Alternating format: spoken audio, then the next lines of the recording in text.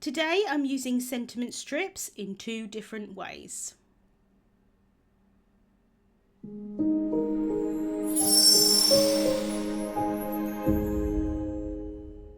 Hello there, Michelle Short here with Terrific Tags with Michelle. I'm here on the Altenew YouTube channel on the first and third Saturday of the month. So if you like my videos, I'd love for you to subscribe. So let's get started. I'm using the new One Go solid sentiment strips today. There is the press plate and also the coordinating die set. And I'm going to be using both in slightly different ways. So you can see that my press plate is a bit stained with pink ink. That's absolutely fine. It still works really nicely. I've got the Better Press letterpress system here. I'm flipping over the top plate, which is known as a platen, and I'm going to place some cardstock on top, and I can hold it down with a little bit of tape. I'm using classic Crest 110 solar white cardstock to press on today, and I'm going to show you why in a little while. So I can remove that platen and then I can press the press plate, place the press plate onto that magnetic plate at the bottom, which is known as a chase. I can then ink up the plate using jet black fresh dye ink. Now the idea with inking up press plates is that you would kind of press down and pivot a little bit to get the nice coverage of ink. I was getting a little bit lazy since this is quite a large plate, and I decided to kind of rub the ink pad on the plate. Now the downside of that is that you sometimes get little bits of the ink pad, the kind of felt, come off onto the plate, and you'll see that that happened in a minute. But it is quite an easy way to get a nice coverage of ink. It is a little bit quicker, but I wouldn't necessarily recommend it. With pressing, I have found that you really want quite a nice juicy ink pad. Not one that is like really juicy, but one that is fairly juicy, not one that is slightly dry. Now I will say most of my ink pads are quite dry because I don't tend to re-ink them very often. It's not a good habit to get into, but it is one that I have managed to get into. So this ink pad is a little bit on the dry side, and that's why I'm using kind of regular cardstock today. I did get a little bit of that ink pad felt onto the plate, like I said, so I'm just removing that before I press that down. I don't want to get that into the pressed impression. So just making sure that this plate is really well inked up. And then I can bring in the platen, pop that on top, and that's going to hold in place with those magnetic pieces on either corner. And then I can run that through my die cutting machine, and I'm using the Platinum 6 today. So just running that through to press the ink down onto the cardstock. I can lift that off, and then you can see that I've got a really nice impression on those sentiments. So I can just remove that from the platen, and I'm going to bring in some cardstock that I use that is kind of the letterpress cardstock that is kind of recommended for this technique. And you can see that, especially on the Thinking of You, and that's the one I'm showing since I have taken some of these sentiments out already and used them, that I didn't get a perfect impression with that ink. The coverage isn't great, so that's why I'm using the regular cardstock today, because the ink coverage is a little bit better. And like I say, I think that is because my ink pad is a little bit on the dry side. I don't get the letterpress look with regular cardstock, kind of like the indentations, which is a shame, but I still think they look really nice.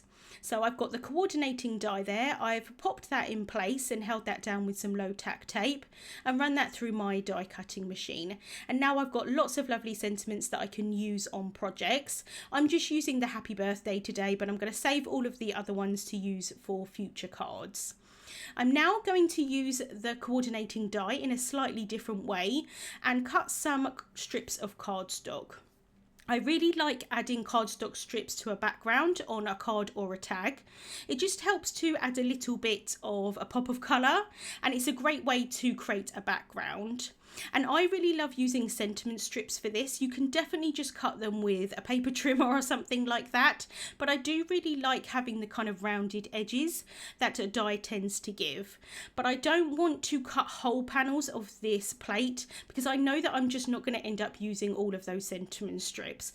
So I've just cut small pieces of the cardstock down, and I've placed it into the areas where the longer sentiment strips are, because I know that I'm going to need the longer length for my project today. So the cardstock colours that I'm using today are Frosty Pink, Coral Berry, Vanilla Cream, Warm Sunshine and Lagoon.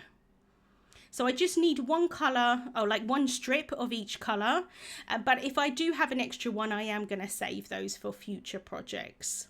So I've got all of my colours cut here, and I absolutely love this plate. It works so well, not only for die cutting the sentiments like I showed you, but also cutting cardstock strips.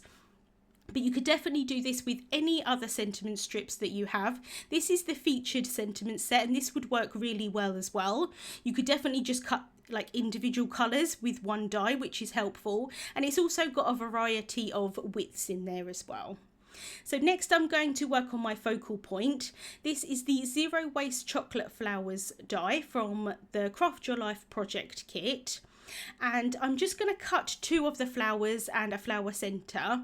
The idea of this die is that it is zero waste, so you can use both the positive and the negative. So I'm not using it in the way that it was intended, but I know that I just want one flower and 3 leaves. So I'm just placing the vellum and the cardstock in the places where I know that I want it.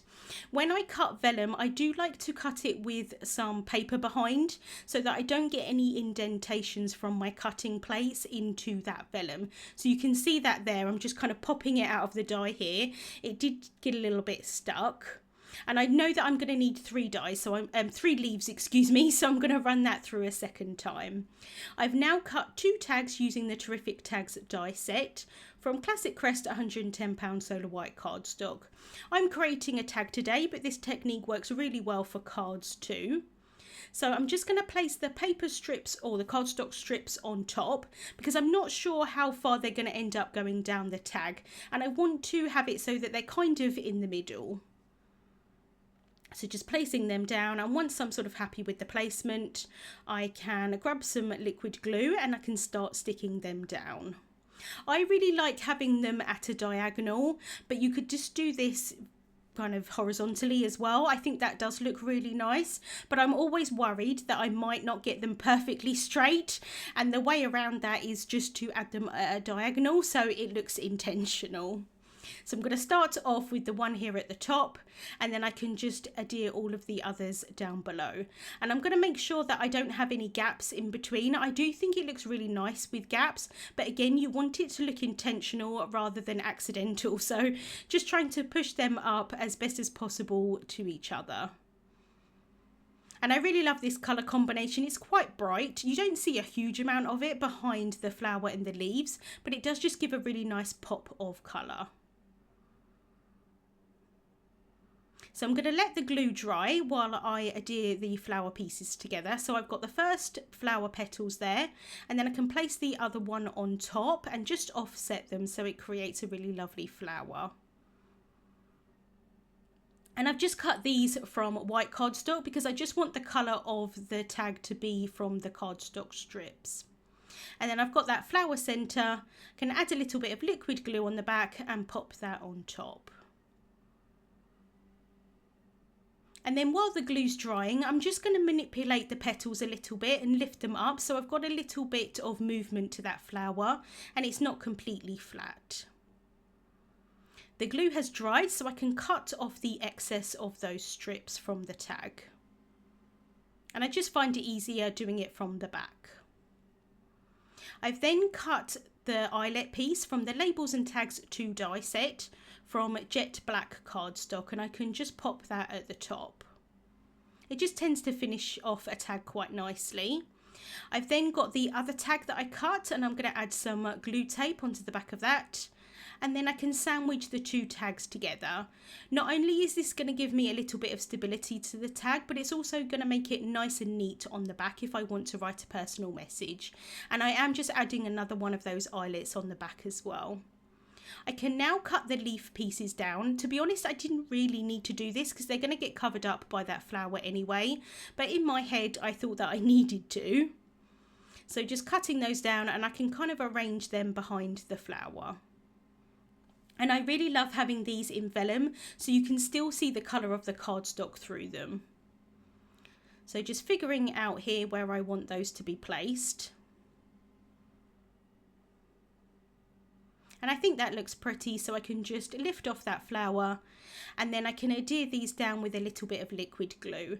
And I'm just adding the glue to the very end of the leaf pieces so that the glue is going to get covered up by that flower in the centre. I don't want any of that glue showing.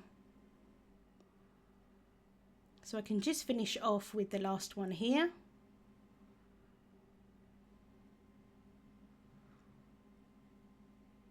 And then I can add a little bit more liquid glue onto the back of the flower. And then I can just pop that down in the centre. And I'm just going to kind of hover it in place for a little while, trying to make it as centred as possible. Once I think it's centred, I'm just going to hold that down, and I'm just going to hold it down with my finger for a little while, just while that glue dries. I've then got the sentiment strip, and I did cut it down on either side just to make it a little bit smaller, and I can adhere that on top of the flower. And because that flower has got a little bit of raised edges, because I manipulated those petals a little bit, I'm just going to add some foam tape into the centre.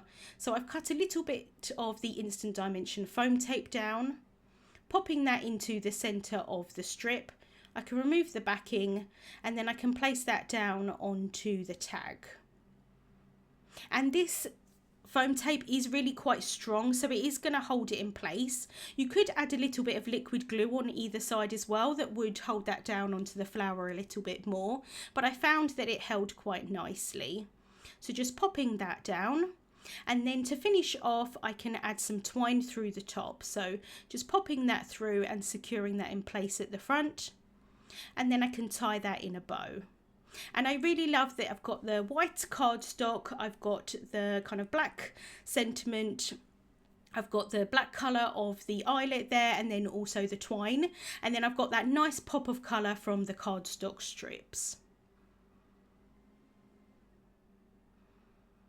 Then I can just cut the tails down with some scissors, and I do tend to manipulate them a little bit, trying to get them to go where I want them to.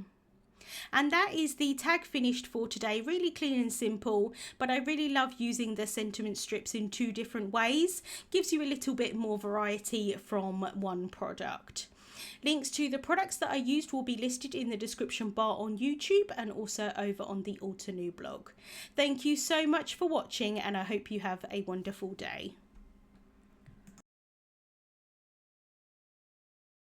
Hey there, Lydia here. I really do hope that you've just enjoyed the video. If so, please subscribe to the Altenew YouTube channel. Also, turn on the notification bell so you can get your daily dose of crafty techniques and tutorials just like this. Thank you so much for watching. Bye-bye.